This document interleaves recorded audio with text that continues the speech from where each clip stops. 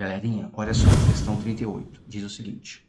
Um corpo em queda nas proximidades da superfície terrestre sofre a ação da força gravitacional e da força da resistência do ar. Duas forcinhas.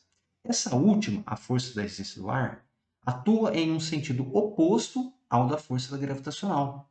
Então, ó, pensa, o peso é para baixo, quer dizer então que essa força de resistência do ar é para cima. Nos primeiros instantes, a força de resistência do ar é zero, se o corpo parte do repouso. Então, essa força de resistência do ar, meu querido, ela depende da velocidade. Então, se o corpo está parado, não tem, porque depende da velocidade. Tá certo? Então, essa força de resistência do ar é zero se o corpo está parado. À medida que a velocidade começa a aumentar, essa força também aumenta. Como eu disse, é uma força que depende da velocidade. Com isso, a aceleração do corpo começa a diminuir gradativamente, tornando-se praticamente nula a partir de um certo momento. Olha só o que ele está falando.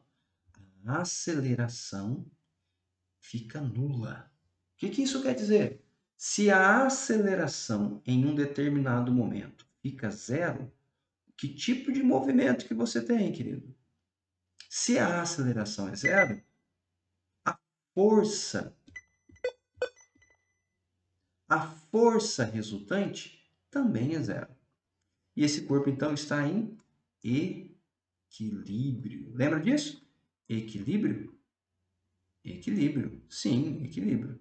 Esse corpo está em equilíbrio. E aí nós temos duas possibilidades. Ou esse corpo está em repouso, ou esse corpo está em movimento retilíneo uniforme. E é o que vai acontecer aqui. Depois de um momento, esse corpo vai adquirir um movimento retilíneo uniforme. Vamos continuar com a leitura aqui. Sabendo que a massa desse objeto vale 200 gramas, cuidado, tem que passar para quilograma, ele é solto, né? Ele é solto. Então, calma aí. Se ele é solto, a primeira velocidade dele é zero. Ele é abandonado de uma determinada altura e atinge a velocidade terminal. Então, o que seria essa velocidade terminal? É aquele momento em que as forças peso e resistência do ar se igualam na intensidade, chegando então no equilíbrio. E aí a pergunta é a seguinte: qual é o valor da força da resistência no ar depois que ele atinge essa velocidade terminal?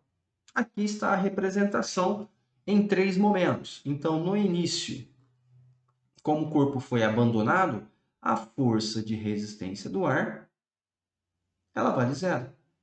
Então, o corpo tem uma aceleração para baixo.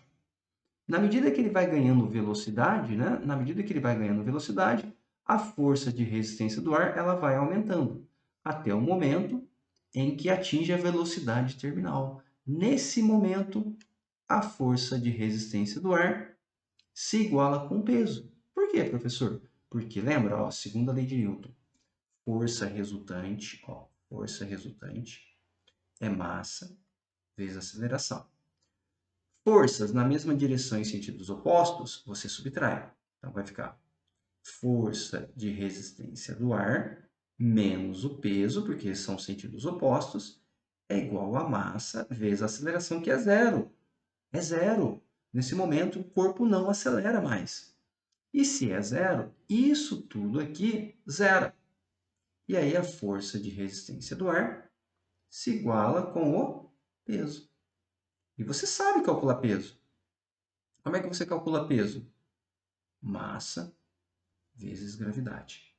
Muita gente deve ter ficado com dúvida nessa questão, porque deve ter pensado, nossa, mas eu não lembro da fórmula para calcular a força de resistência do ar. É, querido, é que você não precisa calcular ela diretamente, né?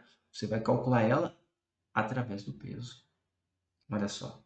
Então, substituindo força de resistência do ar, lembrando que a massa eu tenho que passar de gramas para quilogramas, e aí é só dividir por 1000, que vai dar 0,2 vezes 10. Portanto, a força de resistência do ar terá a intensidade 2 newtons. Olha que fácil. Parecia difícil, né? Mas era bem simples. Alternativa correta, alternativa. Forte abraço, até o próximo vídeo.